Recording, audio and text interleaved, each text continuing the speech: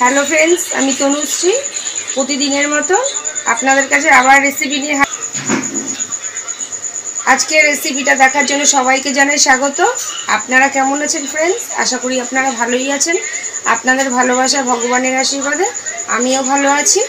আজকের রেসিপিটা হচ্ছে এগ মোগলাই করব ঘরোয়া পদ্ধতিতে। তার জন্য দেখুন আমার কি কি লাগবে।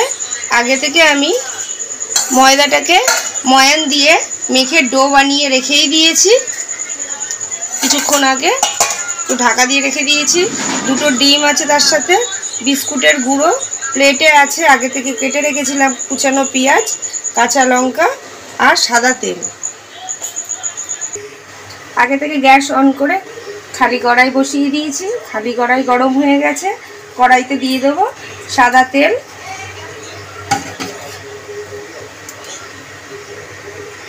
সাদা তেল কড়াইতে দিয়ে দিয়েছি। তেলটা গরম হওয়ার জন্য একটু সময় নেব।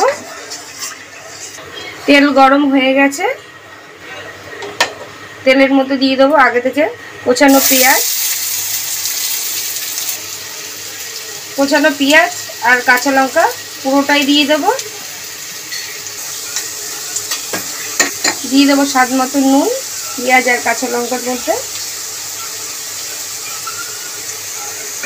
নাড়িয়ে ঝাড়ি ভাজতে থাকবো হালকা করে।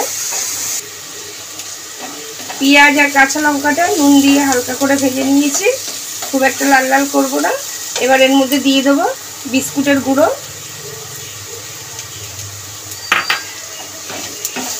দিয়ে এটাকে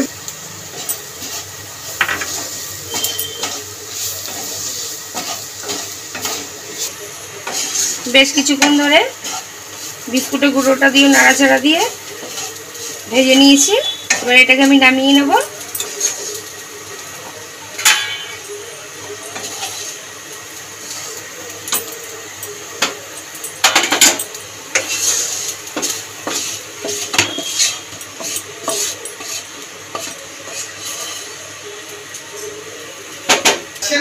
ময়দার ডোটাকে ছোট ছোট লেচির মতন কেটে নিয়েছি আমি। এবার দুটো ডিম তো দেখিয়েছি, কাঁচা ডিম দুটো নিয়েছি। কাঁচের বাটির মধ্যে ডিম দুটোকে ফাটিয়ে নেব।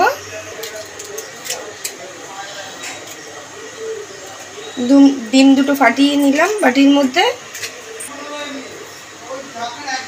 নুন দিয়ে ডিমটাকে ভালো করে ফাটিয়ে নেব।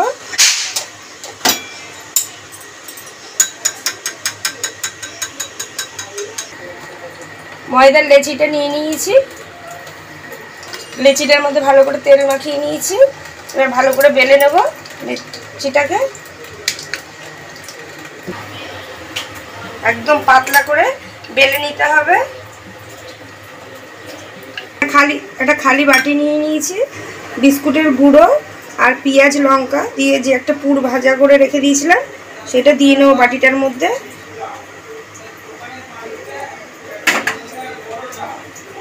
নুন দিয়ে যে ডিমটাকে ফাটিয়ে রেখেছিলাম ডিম একটু ওর মধ্যে দিয়ে দেবো।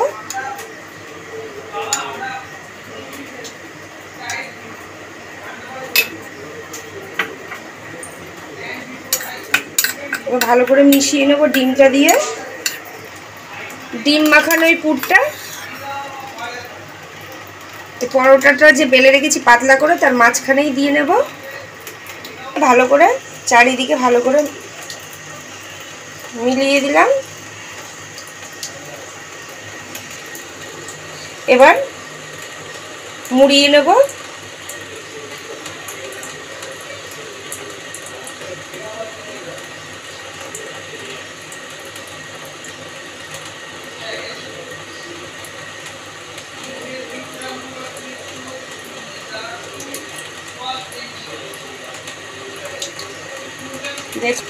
মোগলাই যেরকম ঠিক হয় সেরকম হিসেবে চারিদিক মুড়িয়ে নিলাম ভালো করে। এরকম করে সব কটা লেচি আমি মোগলাইয়ের মতন শেপে তৈরি করে নেব।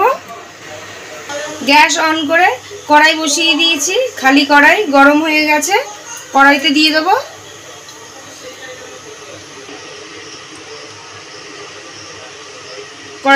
দেবো মোগলাইয়ের মতন যে তৈরি করে রেখেছিলাম মোগলাই পরোটাটা দিয়ে দিলাম।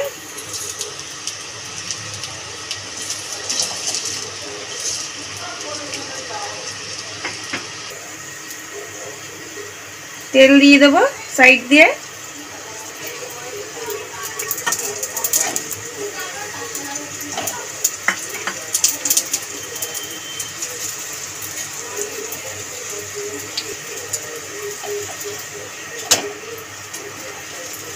দেখুন মোগলাইয়ের এক পিঠ লাল লাল করে ভাজা হয়ে গেছে। এপিট ওপিট করে ভালো করে মোগলাইটাকে তেলে ভেজে নিলাম। যখন এই মোগলাইটা ভাজবো তখন কিন্তু হাই ফ্লেম করলে গ্যাসটা হবে না, মিডিয়াম ফ্লেম করে নিতে হবে।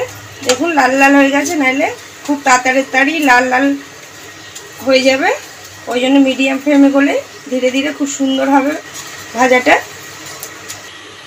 ভালো করে উল্টে পাল্টে মোগলাই পরোটাটা ভেজে নিয়েছি। এবার আমি এটাকে তুলে নেব।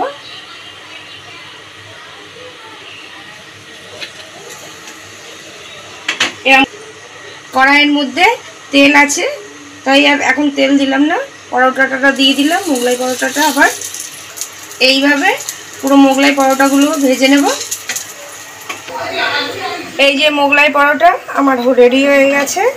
দেখুন প্লেটের মধ্যে ছোট ছোট করে কেটেও নিয়েছি।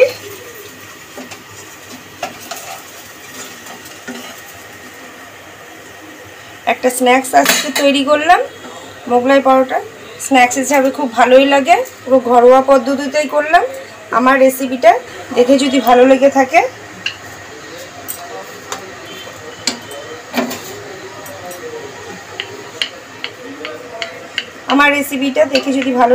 বন্ধুরা একবার বাড়িতে এরকম করে দেখতে পারেন।